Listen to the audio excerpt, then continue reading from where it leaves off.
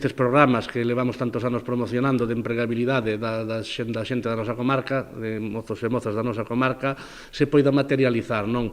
Non se pode materializar estes programas formativos sin un período de prácticas e logo tamén acceder ao mercado laboral, non? É moi interesante que se formen empleados para contratar nestes sectores, porque é necesario ampliar plantillas sempre. Este convenio que fai a Mancomunidade é unha das mellores cousas que pode haber, porque vamos a meter aquí a 2 homes a traballar con nós, que é xente nova e sabia nova para a empresa.